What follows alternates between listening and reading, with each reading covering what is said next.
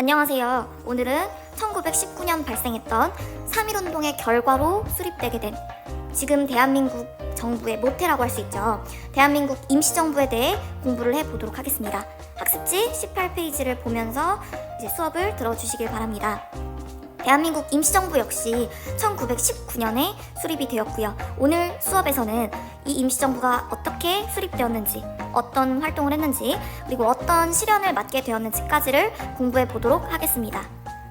여러분 3.1운동의 결과가 기억나시나요? 3.1운동 이후에 독립운동을 보다 체계적으로 해야 하고 이 독립운동을 이끌어줄 만한 구심점이 필요하다라는 의견들이 나타났다고 했습니다. 이러한 역할을 수행하기 위해서 만들어진 것이 대한민국 임시정부였습니다. 이 임시정부는 국내, 우리나라 안이 아닌 국외에 수립되게 됩니다. 독립운동을 이끈다면서 왜 국외에 만들어지게 되었냐면 나라 안은, 국내는 아무래도 일본의 간섭이 굉장히 심했기 때문에 좀 더 자유로운 활동을 하고자 나라의 밖에 정부를 수립하게 되었습니다. 그 중에서도 중국의 상하이 지역에 임시정부를 수립하게 되었습니다. 다른 지역이 아닌 왜 중국 상하이였냐면요. 이 상하이는 큰 항구 도시였기 때문에 외국과의 접근성이 굉장히 좋다는 이점이 있었습니다. 또한 각국의 대사관이 많이 모여있는 지역이었습니다. 대사관은 우리 여러분 아관파천 공부했을 때 러시아 공사관으로 고종이 피신을 했다고 했죠. 이 공사관 같은 존재가 바로 이 대사관이라고 생각을 하시면 됩니다. 대사관, 공사관에서는 외국에서 파견된 관리들이 업무를 봅니다. 그리고 이 대사관 건물이 있는 곳은 그 나라의 땅으로 인정이 되는 겁니다. 예를 들어 러시아 공사관의 경우 한국 서울에 위치하고 있었으나 이 러시아 공사관이 있는 곳은 러시아의 땅으로 인정이 되는 것입니다. 그래서 고종이 러시아 공사관으로 피신을 가게 된 것입니다. 그곳은 한국 서울이지만 러시아의 땅으로 인정이 되는 곳이니까요. 상하이에도 이러한 여러 나라들의 대사관들이 많았기 때문에 외국과 교류할 수 있는 공간이 많이 있었다라고 생각을 하시면 됩니다.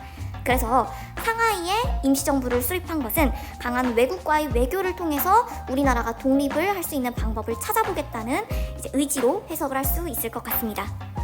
아까 수업의 도입부에 대한민국 임시정부는 지금 우리가 살고 있는 대한민국 정부의 모태이다 라고 얘기를 했죠. 우리 대한민국은 대한민국 임시정부의 법통을 계승했다 라고 헌법에 공식적으로 명시를 하고 있습니다. 그래서 대한민국 임시정부와 대한민국과의 유사성 같은 것들을 좀 주목하면서 공부를 해 나가도록 하겠습니다. 대한민국 임시정부와 지금의 대한민국의 공통점은 민주공화정체를 채택을 하고 있는 것입니다. 대한민국 임시정부는 우리나라 최초의 민주공화정 정부를 수립하였습니다. 그리고 이러한 내용들이 대한민국 임시정부의 임시헌법에도 잘 드러납니다. 우리가 전에 독립협회를 공부했을 때 공화정이라는 체제에 대해서 설명을 한 적이 있었는데 기억을 할지 모르겠네요. 공화정이란 복수의 주권자가 통치하는 체제를 의미합니다. 그래서 왕이나 황제 같은 단 한 명이 모든 주권을 가지고 혼자 통치를 하는 것이 아니라 여러 명이 국가의 최고 권력을 가지고 통치하는 체제를 말하는 것이죠. 이 그림 기억하시나요? 고종이 광무개혁을 통해서 입법권, 사법권, 행정권 같은 여러의 국가의 권리를 황제에게 모두 부여를 했다고 했습니다. 그런데 민주공화정 하에서는 이 중요한 권한이 한 사람에게 가는 것이 아니라 여러 곳으로 분산이 되면서 여러 사람들이 통치를 하게 되는 것입니다. 이 민주공화정에 대해서 임시정부 헌법을 보면서 공부를 하도록 하겠습니다. 임시정부의 이 공화정의 성격을 잘 드러내는 것이 제1조, 제2조에 나와 있습니다. 읽어볼게요. 제1조, 대한민국은 대한인민으로 조직함. 제2조, 대한민국의 주권은 대한인민 전체에게 있음이라고 써져 있지요. 1조와 2조는 대한민국 임시정부가 가진 공화정의 성격을 잘 드러내는 부분이라고 할 수 있습니다. 그리고 여러분은 이 문장을 들었을 때 어디서 한번 들어본 것 같은데 라는 생각을 좀 하셔야 돼요. 왜냐하면요, 우리가 대한민국 헌법, 지금 우리 정부의 헌법에도 이 비슷한 문장이 있기 때문입니다. 대한민국 헌법입니다. 1조 1항을 보면 대한민국은 민주공화국이다. 그리고 2항에는 대한민국의 주권은 국민에게 있고 모든 권력은 국민으로부터 나온다 라고 써져 있습니다. 이 대한민국 임시정부의 헌법과 굉장히 유사한 부분이죠. 주권이 한 사람에게 있는 것이 아닌 국민에게, 인민에게 있다라고 하는 부분은 국민이 주권을 가졌다라고 하는 국민 주권을 명시를 한 것이고요. 이 국민 주권이 민주공화정에서 굉장히 중요시하는 사상이라고 볼 수 있습니다. 공화정의 나라에서는 왕, 황제와 같은 혈통에 의한 지도자가 나오지 않습니다. 국민이 중시가 되기 때문에 국민이 뽑은 사람이 대표자가 되는 것입니다. 그래서 국민의 대표라고 할 수 있는 대통령을 뽑는 제도인 대통령제를 임시정부는 채택을 했습니다. 그래서 임시정부 초대 대통령, 첫 번째 대통령으로 이승만이 선출이 됩니다. 자, 그리고 아까 대한제국 시절에 입법권, 사법권, 행정권 등이 모두 황제 한 사람에게 가 있었다고 한다면 이제 민주공화정의 대한민국 임시정부에서는 이 권한들이 나뉜다고 했었죠.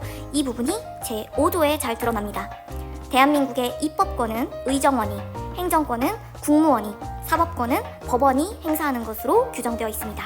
즉, 3권이 분립되는 체제인 3권 분립체제를 명시했다라고 보시면 될 것 같습니다.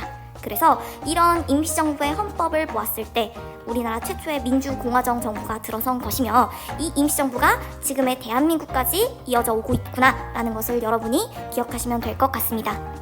임시정부가 어떻게, 어디에 수립되었고 어떤 성격을 가졌는지까지 얘기를 했습니다. 그렇다면 이렇게 수립되게 된 대한민국 임시정부가 어떤 활동을 했는지를 보도록 하겠습니다.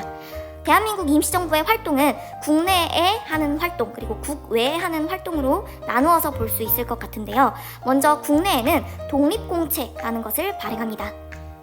이 독립공채는 임시정부가 독립운동 자금을 마련하기 위해 발행하는 것으로 이 독립공채를 사게 되면 임시정부의 독립운동 자금을 지원해 줄 수 있는 것입니다. 그리고 만약에 국권을 되찾는다면, 일본으로부터 독립을 한다면 돈을 갚겠다라는 의미에서 발행한 거라고 생각을 하시면 됩니다.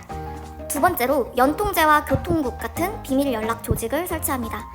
대한민국 임시정부가 국외 상하이에 있다 보니 국내와의 연락을 하기가 쉽지 않았습니다. 그래서 이 조직을 만들어서 국내와 연락을 하고 독립운동을 이끌 수 있도록 노력을 한 것이죠. 다음으로 임시정부의 국외 활동을 보겠습니다. 아까 임시정부가 상하이에 위치하게 된 것은 임시정부가 외교 활동을 통해서 독립할 수 있는 방법을 찾으려고 했다라고 얘기를 했기 때문입니다. 자, 그렇기 때문에 임시정부가 국외에 외교 활동으로서 어떤 노력을 했는지 아는 것도 중요합니다. 그래서 김규식을 이제 대표로 회의에 파견하여 대한민국이 독립할 수 있는 방법을 찾기 위해 노력을 합니다. 또한 미국의 구미위원부라는 것을 설치를 합니다. 구미위원부는 미국에 설치한 임시정부의 외교기관입니다. 그래서 이곳에서 초대 대통령인 이승만이 일제 침략의 부당성을 알리고 한국의 독립을 논의하기 위해서 노력을 했습니다.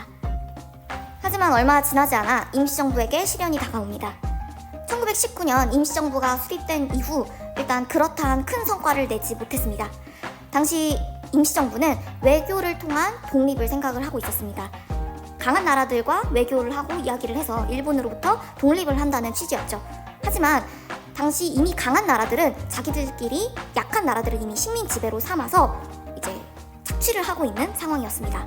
이미 강한 열강들이 이러고 있는 상황에서 다른 나라의 식민 지배를 당하는 국가가 외교를 통해 독립을 할 테니 도와달라고 했을 때 얼마나 큰 반응을 보였을까요?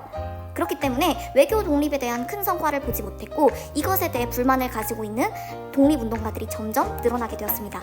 또한 국내의 연락망이었던 연통제, 교통국을 잇는 사람들이 많이 잡혀가게 되면서 사실상 이 연락망도 거의 다 파괴가 되게 됩니다.